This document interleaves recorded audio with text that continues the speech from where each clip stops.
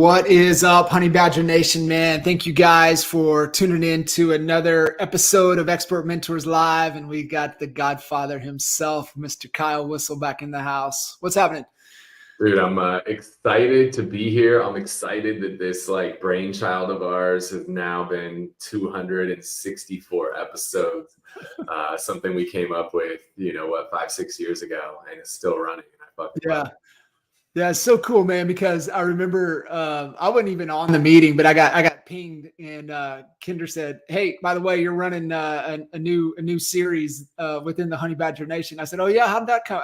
How is that so?" He goes, "Well, we needed somebody consistent. We need nobody else but you to be able to do it." And I was like, "Hey, I'm in. I'll do it." And so, man, it's been a fun ride. Talk about some amazing conversations, right? And it was the whole concept around expert mentors to really tap into the horsepower of the Honey Badger Nation. And you guys man, we have and we do. It's I sat back and, Kinder and I were even talking about it on Tuesday, and I was like, dude, it still blows my mind, the caliber of individuals, of humans that are in this, part of this community, and being able to really tap into their brain power and just let them give, just true givers. I can't even count how amazing episodes and conversations. Like, wow. I'm always taking notes, and, no different. This is your fourth time on with us. You did number 4, which was pretty dang amazing. And so for you guys listening in, episode 4 was really how you built your empire, right? Really around video content, neighborhood strategies, and is just world class at that, what you do. So, sharing that, a few months later, we had you, how to sell hundreds and hundreds of homes without internet leads, and then had you back on as we were prepping to go into 23 with, 15 opportunities in a shifting market. And, there was just nuggets coming out of there. And I even remember, in that conversation heading into 23, one of the strategies was around, opportunities.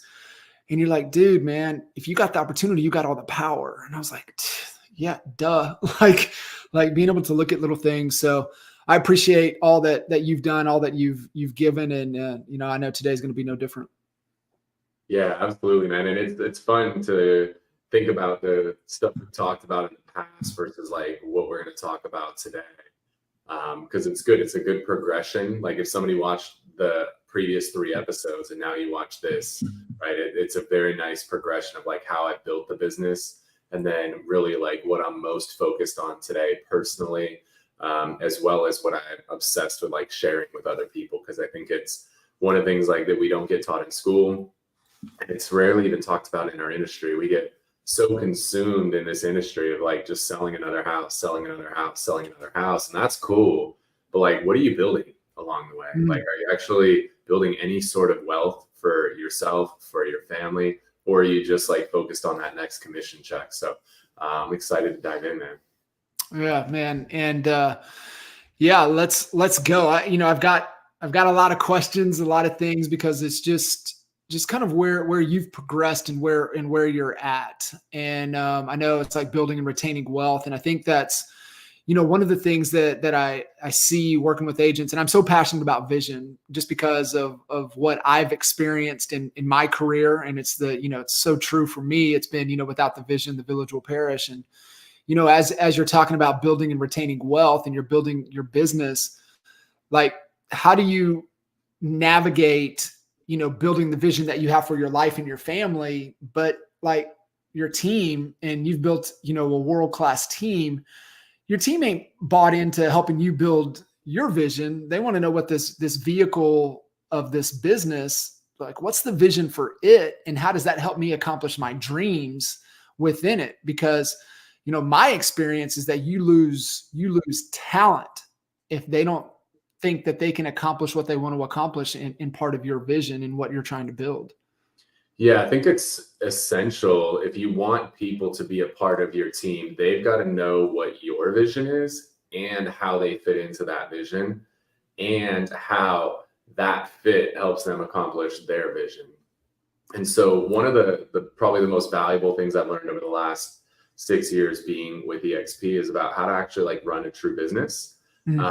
And the system that I've used to build my business to get it to where it is today is called EOS, Entrepreneurial Operating System, EOS. If you want to learn more about it, you could read a book called What the Heck is EOS? There's also a book called Traction by Gino Wickman. And it is a just step-by-step blueprint of how to run a business. It's not specific to real estate.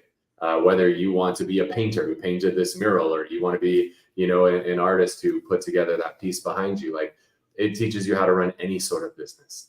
And I think it's so essential. And one of the most important things in there is every quarter we do a vision speech in front of the entire team, and we talk about what is the team's goal this year, what's the 3-year goal, what's the 10-year, and we make it very clear on a quarterly basis to fill the team in on what are the goals and how do they fit into them. And so one of the goals that I have is I want to have 100 people on my team making at least $100,000 a year, and I want 10 people on my team to be making $1 million a year.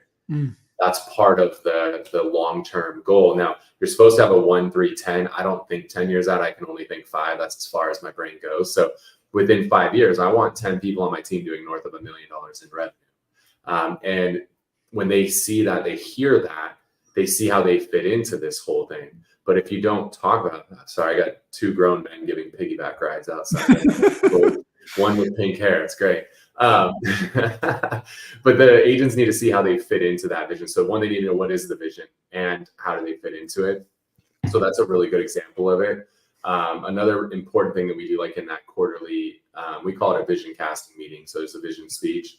And then we talk about what are the rocks, which you'll, as you dive into EOS, you'll learn you build this big business 90 days at a time. You don't build it overnight, 90 days at a time. So what did we accomplish in the last 90 days? And then what are we focused on the next 90 days? Now, obviously, there's a lot of things that we work on as a leadership team that don't really affect the agents, like building a commission calculator. Like, they don't care about that. But we could talk about the new marketing tool or the new system, the new process. They care about that stuff. So we'll typically pick like 4 or 5 things that we find most relevant to the agent. Here's what we put in place the last 90 days, and here's what we're going to put in place in the next 90. And so they see the evolution of the company too. And everybody wants to be a part of a company that's evolving. One of our core values is grow or die. So who are we if we're not growing? We're dying. And who are we if we're not upholding that core value? So that's a really beneficial thing, just on a quarterly basis, a vision speech of where the company is going in the 1, 3, 10, or in our case, 1, 3, 5. And then covering what did we do last quarter? What do we focus on this next quarter? Like, that quarterly meeting alone is so damn important for the agents feeling like they're a part of it and making sure we're all rowing in the same direction. And how important during that conversation and cascading that out to them, that you have to be super, mindful of what it means to them. Cause that's all they care about, right? Because that's when they're listening to that, they're like, okay, what does this mean to me? Like, how does this benefit me? And so, like, how are you making sure that, that gets conveyed in a way that they're like, okay, I see how that's important to me. Yeah. And that's where, like, in a normal quarter, we probably have in a company about 20 rocks that we're completing in a quarter. So we'll sift and sort through those and figure out, like, what are the ones that they need to hear that's going to get them excited. Again, how we manage making sure we pay them the right amount on the back end, like, that's not exciting for them.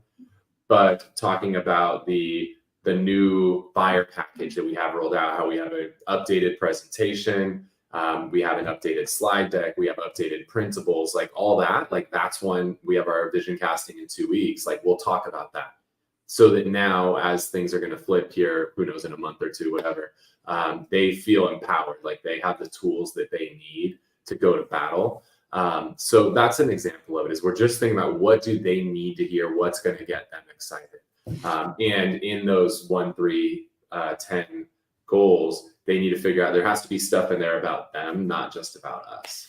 Yeah, no, it's so important to take that into consideration. And it to me, going through it and if you haven't really gone through it, or you tried it and you kind of abandon it, it's like, you guys, it gets better every time, right? I remember first time we went through strategy and we modeled from Vern Harnish, right? So we were just disciples of Vern and through the Mastering Rockefeller Habits, the one-page strategic plan. And I remember reflecting back on the first time we did it, it was laughable, right? But the second time it got better, third time it got better, fourth time it got better. And then now to this point to where, I think about the time we came over to EXP, we gravitated over to the VTO. It was easier to digest, man. It was just easier to be able to implement. And the one thing that I really loved inside of the VTO was the marketing strategy, right? Being able to have that at the forefront, a part of that plan of what it is we have to accomplish, who's our person, and being intentional and how do we connect with them, why would they want to do business with us, and what's the process we're going to walk them through. And I think that was one of the big things, right? Because we've always been marketing first, and then we just happen to help buyers, sellers, agents, investors, builders, but there was no place it lived somewhere separate, being able to have that, but being able to have that plan with it all in there just kept it at the forefront for us. Yeah. And it's got to be talked about. It's got to be reviewed regularly. We used to work with another coaching organization. They would have this business plan that was like, bro, it was like 20 pages. It was so long. We'd spend like a whole day putting this business plan together and then never talk about it again. Like it did more harm than good that it was so long. There's that KISS thing, keep it simple, stupid. Like, right. The one with Vern, I think it's like a 1-page, EOS is like a 2-page, a very simple business plan that you can just look at. Like I can tell you every single line item off our business plan, like by heart. I know it because it's simple and we talk about it every quarter as a company. We talk about it every week as a leadership team. So if you build it and you don't talk about it, it's a waste of time. There was no sense ever even doing it. So we obsess over it. It has to be like that North Star. And we have to talk about it regularly, just like core values, right? Like people come up with core values all the time. And then they at best, they put them up on the wall and they're like, look, we have core values. And then I'm like, okay, cover your eyes and tell me what your core values are. And they couldn't even tell me. Like they couldn't even, not only not tell you what the core values are, they couldn't give you an example of it, right? So it's like, do you actually build this and make it your North Star, or is it something you did just to like check a box? Far too often people do it to check a box. 100%. I mean, I know we were, when we started Rate with Wagner, and we had the first Rate event in our office in Lawton, Chad Goldwasser was in Rate, and Chad at the time, #1 KW agent on the planet in Austin, Texas. And, Chad comes in and he's talking about exactly this right here. He's like, listen, man, these are our core values. Like, this is what we're like, core values. What are you talking about? And I remember when Chad left, we were like, man, I guess we got to have core values. Well, Chad has them. He's #1 on the planet. We might as well just use his. And that's what we did for years. And it's just like you said, we just checked a box. And they really didn't mean anything to us until we went through a real process to really uncover what was core, and being able to, like you said, make them visible, talk about them all the time. How do you guys live and embody those values?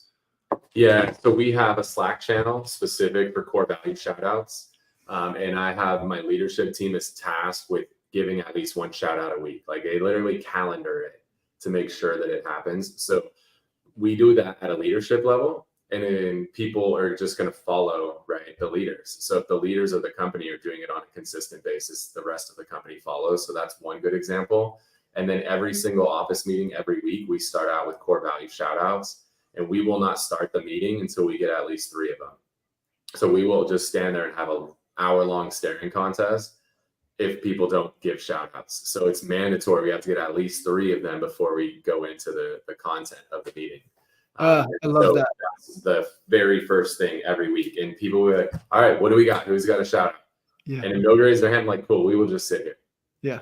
I will sit here for the next 59 freaking minutes until you guys come up with 3. So let's go. And so it's talked about every single week too, which I think is essential. And then when we do those quarterly vision casting meetings, we as a leadership team, we pick who over the last quarter has done the best. We give them a little acknowledgement in front of the group. We give them, I think we give them like a gift card or something. And then at the end of the year, we have everybody in the company vote on the 5 core values. who they feel is the most deserving. And then it's a big part of our awards ceremony. So we do all the normal like production-based awards, but then we also do core value awards. And when we do those, now we recite what people said about them. So we'll say like, all right, John's getting the Grow or Die award, and here's why. Jen said John does this, and Sally said John does that. So now we'll read off what their peers said about them and then give them the award, which is really cool. That's awesome. And how, because I think the thing that we see with a lot of, and you've seen it too, right, is that when you build a team, right, with dynamic, with sales agents and back-end support, marketing and operations, it is so easy to create silos because most of the time the only accolades and shout outs you're given is for production. Right. But what about everybody on backstage that's working just as hard to be able to deliver the results and the experience that you want to deliver? And that was one of the things that we found. And is that kind of what you've seen too, is by doing that, it never allows silos to emerge. Yeah. And we make our awards at the end of the year. We make our team member of the year the most coveted award, which is the non-production award. So it's whichever admin excelled the most over the course of the year. We actually make that the last and most important award above the production award. So we do the production ones and then flip to the admin one. I love that. Award the team member of the year. Because honestly, they're more important. Like one of the best analogy I heard of this was like Uber. Is who's more important to Uber, the tech and the platform or the drivers? The platform is the most important thing. Like the drivers are going to come and go, right? Same thing in our business, like our platform, which includes our admins, like that's the most important thing in the business. The agents are going to come and go just like the Uber drivers come and go. So we got to focus on the platform that we provide for the agents to be successful, the same way that Uber focuses on their platform to make the driver successful. That's a huge distinction. I love that. So, people tuning in, listening in, they're like, okay, guys, you're talking vision, you're talking values, you're talking all that, but how does that apply to building and retaining wealth? For sure. Well, you got to have a good foundation.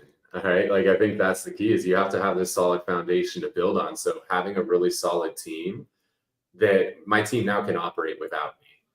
Which is a beautiful thing. So it's allowed me to venture into a lot of other things. So at this point in my life, I'm working 4 days a week and working to try to get that down to 3. I own over 1,000 apartment units. I own over 300 mobile home units. I own over 750 self-storage units. And now I'm in the development game and I have 7 projects right now. In various stages of development. Each project, we're going to be building somewhere in the neighborhood of like 30 to 60 units locally here in San Diego. So you're right, you put this whole big picture together. Like I can't build all of that if I don't have that team. So I think that's why we focused on the team first, like, because that's most all of us that are on here right now. Like we all focus on real estate. Like that's our team. If you build that team right, implement a system like EOS, you can build a business that can run itself that will allow you to start doing some of these other things and truly build wealth. So we can get out of the rat race of just selling the next home, and start to build something bigger for our family in their future. I love that. And I want you to kind of walk through the progression of that, right? Because people hear that and they immediately want to, how can I fast forward to that chapter? And it's like, well, you can't skip these other chapters because they all build upon each other to get to that point. And, I love, Bet David's Choose Your Enemies Wisely, how he breaks down the ladders of the stages, right? And it's like, there's always another stage. There's always another level, right? You get out of survival, you get into status, you get into freedom, and kind of where you're at with legacy. And so, a lot of agents, and I would be willing to bet 97, 98% of agents out right there are fighting survival. Yep. And so, if you stay focused, just chasing the next commission check, you'll always stay in survival. So it's like one eye on the now and one eye on the future. But like, talk about that progression for you, or the progression that, if you could go back and change things to, shorten up the process, that you would say, hey, no matter where you're at, get this dialed in first. And then we can move to this stage and to that stage. It starts by not being a bitch. Like that's where it starts. So the biggest problem that most of us have is we just think like a realtor. We're just thinking that all we do is we help people buy and sell homes. We need to start thinking like an investor, because we have this massive unfair competitive advantage that in any other industry would be considered insider trading. Like your girl Martha Stewart went to jail for exactly what we have access to. And we have the opportunity to insider trade on a daily basis. And if you don't think you do, you're crazy. The next time you go on a listing appointment, does the public know that that person is going to sell that home? Like, no. You have insider knowledge, right? Like, you know this person's going to sell this home. And your first thought is, how much can I list this home for, and how much commission are they going to pay me? Like, that's where your brain's going. Your brain needs to stop going there, especially if you walk into a listing appointment and the house is beat to shit, or you walk into a listing appointment and they're like, I just need this thing gone. I want to sell as quick as possible. Like, you need to stop thinking about how much can I sell it for and how much are they going to pay me, and start thinking about, how the hell do I buy this house? And we have this limiting belief that, well, like everybody, as soon as I say that, I guarantee you the people that are watching this or listening to this, there's a few of you, they're like, but I don't have any money. Before I even like went any further, you immediately were like, well, I don't have any money. Who said you have to have money to invest in real estate? Like, I've bought hundreds of properties without any money. Like, why? Who told you you have to have money to flip a house or to invest in a house? Like, is that a rule, or is that just like a story you're telling yourself? Because I've bought tons of properties. In fact, most of the properties I buy today, I'm buying with other people's money, and I'm keeping 80% of the profit. I'm giving them 20% of the profit while using 100% of their money. None of my money, 100% of their money, 80% of the profit. They get 20% of the profit. It's just a belief system too, right? It's just, they have to be able to believe in it. And I'm so glad you hit on it, because that's what I hit on in the beginning. You know, for you guys listening in, go back to episode 204 with Kyle and I on the 15 opportunities, and as we were heading into 23, and you and I paused on this one for a minute, and you even poked at me a little bit with it, and I was like, damn, he's so right. It is so right with what you're saying, and it's really a belief system. I think it's just understanding and like, damn, I do have insider knowledge. I do have the deal. And it's just like what you said in 204. You were like, dude, you have all the power. Once you have the opportunity, you have all the power. Yep. Yeah. The deals are the hard thing to find. The money's easy. And here's the thing, like I'm at a different stage of life right now where I have plenty of money, but I want lifestyle. I'm happy to give up money if somebody's going to do all the work for me, so that I can live the lifestyle that I want. And you got to realize, like, most people that are very wealthy got there by working their face off, right? Like, there's plenty of years where I was working like 10, 12-hour days, right? Like, I did the hard work. The last thing I want to do is do the hard work today. But I'm okay with you making some money if you're willing to do the work, because I understand how much work it takes to do this, right? Just like these people that are giving me their money now, they know how much work it is. So they're like, hey, here's the money. You just go multiply my money and I'm good. Like, if I don't have to lift a finger and I'm going to get a better return on my money than if I leave it in the bank, here you go. They don't care that I'm keeping 80% of the profit, because the 20% that they're keeping is exponentially more than if they left it in the bank. It's exponentially more than even if they invested it, right? Most investors, they're just targeting like a 5 to 10% return on their money across their whole portfolio, whether it's in mutual funds, stocks, bonds, T-bills, all that shit. Like 5 to 10% is what most investors, most wealthy people are earning on their money. Now, if they invest it with me on flips, for example, and I can give them, right, they give me $100,000 and 6 months later, I give them $120,000. That's a 20% return on their investment in 6 months. If I can do that for them twice in a year, that's a 40% return on their money. That's exponentially more than if they left it in the bank. Do they care that I made 80 grand on each of those and they only made 20 grand? No, they made far more money, right? Depending on where they're at in that 5 to 10% range. Let's say they were getting 10%, but I just made them 40%. They got 4 times the money that they were getting before without having to lift a finger. Yeah. You can find those investors everywhere. Like, they are a dime a dozen. If you can come to somebody and tell them you're going to get them 40% return on their money, and they don't have to lift a finger, and it's safe, right? Relatively safe. Nothing is 100% safe. T-bills maybe, but nothing's 100% safe, but relatively safe. There's a ton of investors that will take 40% return on their money all day long. All day. You're telling yourself, I don't have any money. In my head, I'm like, you idiot. There's money everywhere. They all wish they had the deals. You have the deals. You have the power. Like, you are the hot chick at the bar that everybody wants. You just don't realize it. Just because maybe you've never been the hot chick at the bar, but now you are. Think about, you always wished you were the hot chick at the bar that everybody was buying drinks for and then talking to and just wishing that they could have a conversation with the hot chick. Like, that's you. You just don't realize it. But you who have the property are the hot chick at the bar. So I'm hearing you like, okay, I'm going to buy into this. What do I need to develop? What do I need to know? What do I need to learn? What do I need to be paying attention to? What circles do I need to get into?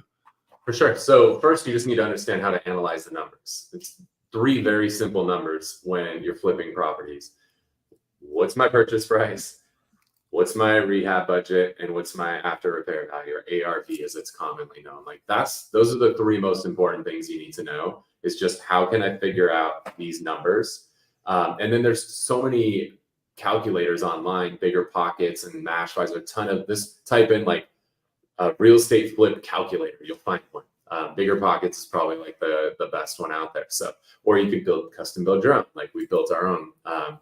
So you could just find a calculator, and now all you need to know is those 3 numbers, plug them into a calculator. It's going to tell you what the return is. Now you just figure out, does that return make sense or not? And if you can just figure that stuff out, like, you can do this all day long. And then you're like, well, what about the financing? Like, here's what's crazy. A lot of people don't realize this. We are getting hard money loans now, where they will give us 100% of the purchase price and 100% of the freaking rehab cost on these deals. And some lenders might want 10 or 20%, whatever, but they will fund the entire rehab cost. Like, if you're finding good enough deals, if you're buying properties at a 60-70% of the ARV, there's a lot of lenders who will give you the loan for the entire purchase price and the rehab costs. Like, you might not even have to go get outsider money. You might be able to just use bank money. Yeah. Now, if you've never done this before, they're not going to do that. What you'll learn over time is hard money lenders, it's a relationship game. So we've done it so many times that they'll give us 100% loan to cost and rehab. But there's going to be lenders that say, hey, John, you've never done this before. The numbers are amazing on this deal, but you need some skin in the game. So they might want 20 or 30%. It's cool. Go get that 20 or 30% from wealthy people. You'd be shocked. Just put it out on your social profile. I put a post up yesterday about some of the development stuff we're doing. I had like 6 people reach out, and all 6 of them, I'm like, hey, we're going to be raising. There's going to be a couple options. There's going to be one for people putting in 100,000 plus, one for people putting in $1 million plus. Which option is going to be more in your wheelhouse? All 6 were the 100,000 plus. That's fine. Yeah. One post on social, I identified 6 people who have $100,000 plus to invest right now with one single social post. And all I did is show them, I'm going to take this house and I'm going to turn it into this building. You can do the same thing. If you can show them, like, I'm going to take this piece of shit and I'm going to turn it into this dime, and this is what the numbers look like. If you're interested, hit me up. Like, just throw that on your social profile. I mean, it's that easy. You'd be surprised. I've had people that are like janitors that have $100,000 sitting on the side. Like, dude, my landscaper, like the guy who mows my fucking lawn, put in like $100,000 on a deal with me. Like, you would never expect that guy has that kind of money. You don't know unless you ask. Don't AFK, don't GT. Be shocked. Yeah, it is, man. It's wild. And the whole thing too, like when you hold the power and you find, like, even for us in the beginning, it was, finding the investor and then, getting a little bit more than just our listing percentage. And then he was like, you know what, I think, you guys would be more incentivized if we partnered on these deals. I'll do all the work, you find the deals, and then you sell it. And we're like, cool. Then we started being 50-50. And then we built up enough to where we didn't, we were on our own. But it's just like start, right? You have it, you start, you put it out there. I think, taking a smaller percentage and building the reps and building the experience is where you've got to start. So what I'm hearing you though is the golden goose is the machine that you build with your real estate that's going to provide opportunities, build the machine that's going to find the motivated. And then you find the opportunities, and then you can, and that's how we used to work, like the old Z buyer leads, right? That's how we worked. And they come in, it's like, okay, do we want this?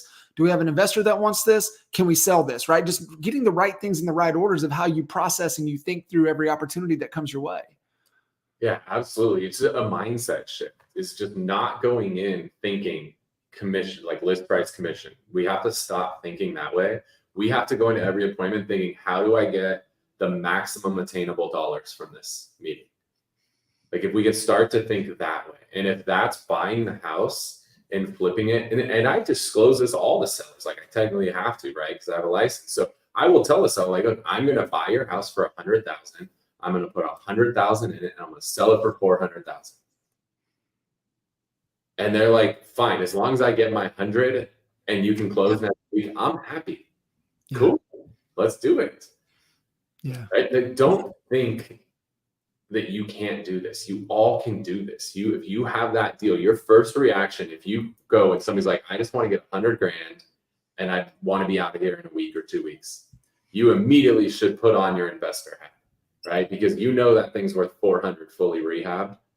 And then you just start to think like, okay, if I can buy this for 100, it's worth 400. How much is it going to cost to get it there? Oh, it's only going to cost 100 grand to get it there. Like, you lock that freaking deal up and figure it out. Like that's the key. Like, control the deal, and then you can figure this stuff out. You don't need to have it figured out up front, like where the money's going to come from. If you come to me and you're like, hey Kyle, I got this deal tied up at 100. All right, I need 100 grand to rehab it. There's going to be 100 grand in profit. So 50 for you, 50 for me. Like, here's my 100. I will hand you that money all day long. Right. So just tie the deal up and then put it out there. And then over time, you start to build an interest list. Like, you have the people that have raised their hand and said, hey, I'd love to invest someday. I'd love to invest someday. So just keep a log, like put that into a CRM, just like you would clients, right? You have clients who are like, I want to buy a home. I want to buy a home. Like, you put them in a freaking CRM, right? Do the same thing with your investors. Like, put them into a list, and every time you have an opportunity, put it out there. And you'll find, like, sometimes they'll say no because investors, like, they have money sometimes, and maybe they just invested in another deal, so they don't have money today. It doesn't mean they won't have money 6 months from now or 12 months from now. Just build that list of investors, and every time you have a deal, put it out there. And sometimes they'll come in on a deal and sometimes they won't. That's okay. Just keep sending them deals. And then what will happen too is then they might have times where they have money and they're like, Kyle, I got this money, man. I need to invest it by the end of the year. And then you're like, all right. And now you're motivated to go find them something. And whether that's JVing with you on a deal or you just find them something, right? But now they start calling you and telling you they have, like, money burning a hole in their pocket. How do you then, not get, seduced by the sexiness of this and take your eye off of, maintaining cash flow, right? So you find these projects and, Hofstadter's law, right? Everything takes twice as long, even when you factor taking it in twice as long. It's fact, right? It's like, oh, we're doing it in 4 months, and 6 months later, you're still not across the finish line, but you still got to have, maintain that cash flow. So how do you, in the beginning to where you were at, stay disciplined to, juggling, the now and the future? Or how are you coaching and talking to your team, right? As they're getting excited about, because they see you, they're going to want to model that, right? You're modeling the behavior with your team. So how do you keep them, disciplined to maintaining cash flow while going to build, wealth vehicles and wealth opportunities? Yeah, I just keep them obsessed. The number one metric that I'm most focused on for my team is just the number of appointments they go on. I need to keep them focused on going on as many appointments as possible, and then getting the maximum attainable dollars on every appointment they go on. It's that simple. Like, don't overcomplicate. We have to just go on as many appointments as possible. And we're going to go on those, and some of those are going to be list the home, and now what's the highest price I can sell it for, and how much commission can I get? That's great. But you're going to come across others where there's more attainable dollars if I control the property, right? And I flip it, or I even wholesale it, right? That's a whole other animal. I'm just looking at what's the maximum attainable dollars on every appointment I go on, and I need to go on as many freaking appointments as possible. So that's how we have our agents trained. Just very simple. Well, how do you keep that at the forefront, right? How do you keep that? Because as you know, we need to be reminded more than we need to be told. So how do you keep that as a constant reminder of not getting seduced by, you know, oh shit, I can make 100,000 off of this one deal that I would have to sell 10 houses to do that. Man, let me go focus on that, right? So how do you keep that at the forefront to keep them you know, committed to the appointments? I would say honestly, the flip stuff's more of a rat race. Like that, you're constantly chasing the next deal. Whereas the traditional real estate business, like every client that I work with, like that is a future past client and a future referral partner. Whereas like every flip I do, like that's not the same case. So I'm building a business on one side with my real estate sales. Right. The more deals I can do there, the more past clients I have, the more referral partners I have. So I need to stay focused on that being the core business. I just need to be open to those additional opportunities that are right in front of my face that I'm just not seeing. And if we don't talk about that with our team members, they don't think about it. So therefore, they just call their favorite investor and let their investor make money. And it all started for me back in the day when we did a lot of short sales and REOs. Like I would find a deal and I would call my favorite investor and, hey, John, 100 grand in rehab, 400 grand ARV. And they would be so excited and they'd kiss my freaking ass, right? Make me feel so good. And I would be excited because they're like, oh, well, Kyle, you can double end it and you can relist it for us. I'm like, sweet. So I'm going to get like, let's just say 6% of that 100,000. And then you're going to relist. You're probably going to pay me like 0.5% on the relist. So I got like 6% of the 100 grand. And then I got 1.5% of the 400 grand. So I got another 6 grand. So I made 12 grand and you made 100. Yeah.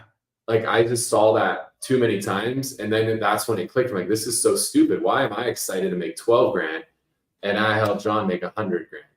Like I want to make the 100. And so then it just did the math. Even if I brought in an investor and gave them 50% of the profit, I'm still now making 50 versus 12. That's way better. How do you and a lot of agents, you know, being okay with letting go, right? Letting go of some of that equity, letting go of some of that maybe not ownership, but some of the profit to be able to keep that core business.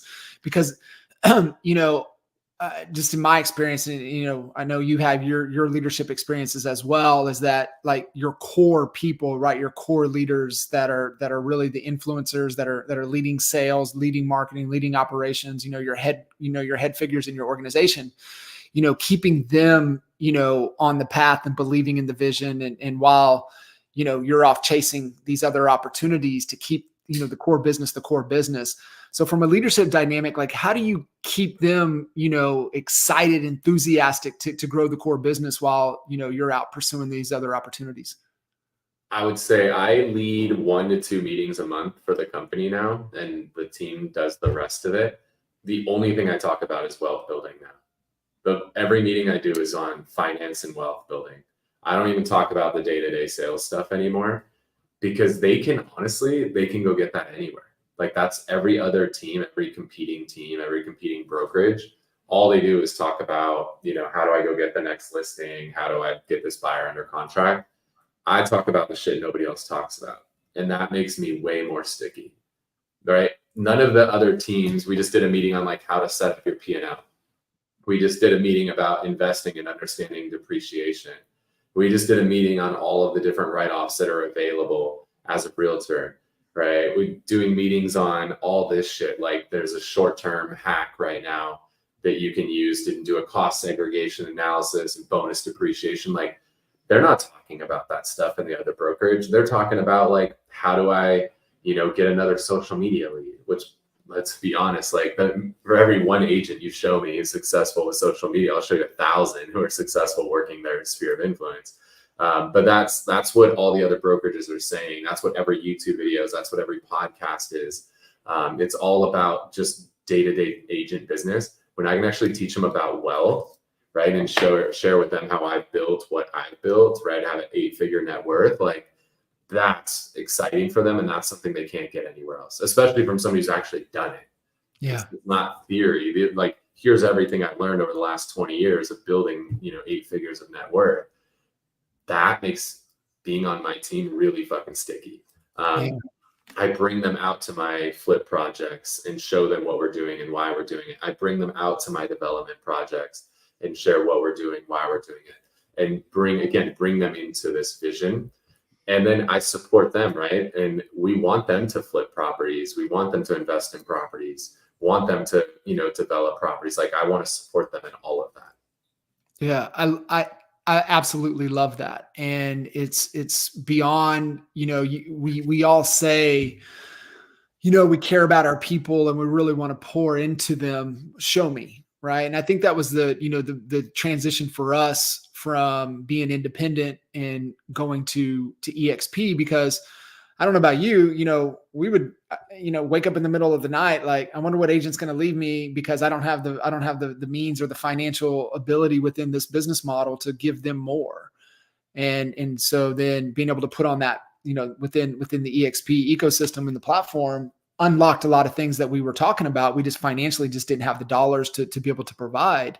And then now, you secure them with those things. Now the conversations you're having with them is getting them to think beyond what Bet David talks about survival and status, and then moving into freedom. And that's, fundamentally, I think if every agent understood, you come into this business as a, self-employed, and you've got to mentally make the shift that I am a business owner. Even if I'm somebody on Kyle Whissel's team, I still have my own business, and I got to think and run my business that drives a profit, because this vehicle, and that's what I just can't like hammer this home enough with everybody, is like, guys, all your business is a vehicle that has to get you to your freedom. And what you're doing is you're living and having real life conversations as a leader about, guys, it ain't status. Because if status, you're building lifestyle and you're going to spend every damn dollar you make just to keep up with the Joneses, and you'll never build wealth, and you'll never achieve true freedom. It's so massive. And when you start to shift their brains to thinking about more, you become so sticky. And obviously I put some of that stuff out there publicly too, which now makes me really attractive for others that want to be a part of that. Because so many of them, they don't want to be in that rat race, especially the ones that have been in it for a while. Yeah. They don't want that rat race anymore. They're tired. They're exhausted. They've done this for 10, 20, 30 years. Like, they want more for themselves. They want a path out, which it sounds crazy. Like, it's almost like we're in prison. Like, how long have you been in for? Like, we asked that's like funny, that. Bro. It's funny. And I think too, understanding that what you're building with your real estate business is just the golden goose, right? It's the core business that opens up the opportunities to everything else. And, your story is the prime example, because, a lot of people get in and think, well, I'll build something that I'll sell. You ain't got nothing to sell with your real estate business, right? You were the prime example. I mean, what they were going to pay you in the buyout, like you would have lost your life just because of the retainer keeping you, plugged into it. Yeah. And so, like, understand, guys, like, build the game within real estate is build the business that is the core, that provides cash flow and provides the opportunities to be able to build wealth. Absolutely. And honestly, of all the businesses I have, the sales business is my least profitable.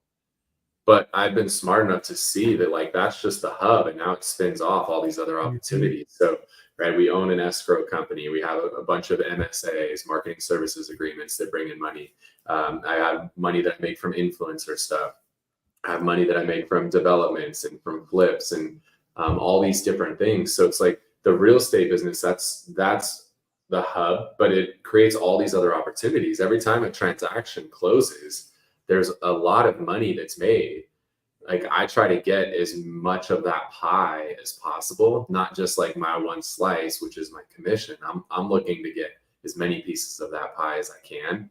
And again, back to where we started with the insider trading, like, you're getting access to these deals that nobody else has access to, and you have knowledge that nobody else has. right? Like I know right now the city of San Diego is perfectly okay with me tearing down a single family home and throwing up a 5-story building with 0 parking spaces. The city's cool with that. Like most people don't know that. They're going to start to see these buildings start popping up all over the place. But by the time they see that happening and want to get in on it, they're 2 years behind us, right? But I had that insider knowledge, right? And I also have the fact that other people don't know this is happening. I have the knowledge to know that, like, if I can find lots or properties in these specific locations with this zoning that fit on this map, I could pay over market value for that property. Yeah. Like I have an unfair advantage because the public, they're just buying the 3-bedroom, 2-bath house that's on that property. I'm buying the 35 units that I'm going to put on that property. That's all part of that insider trading, right? That insider knowledge that we have. And if you guys don't take advantage of that, like you're missing such a massive opportunity. Yeah. Highest and best use, brother. I love it, man. And you're so spot on. And, you know, a couple of years ago, working with kind of being in a lot of Roland Fraser's programs and stuff, and, you know, zero down, you know, equity and buying businesses was zero. The statistic is staggering, the amount of small business owners that are at kind of the end of their career that will just fade off into the sunset. Yeah. And you look at, you know, the 80 to 100 different, you know, different types of companies, industries that get a bite of the apple every time a real estate transaction happens, is that there's like even opportunities to go gobble up other businesses that are already profitable that are just going to sunset. And like that, but that's just where you've got to think from an investor standpoint, not just these flips and not just like you said, because you started talking about it, like, well, we own a mortgage company, we own a hard money company. Well, what's stopping us from owning the plumbing company and you know, heat and air company, a landscape company? Like there's not, that because there's so many of them out there that are so valuable, that are an integral part, that you can feed the leads because you're focused on the core business. Yep. The only thing holding us back is just up here. That's it.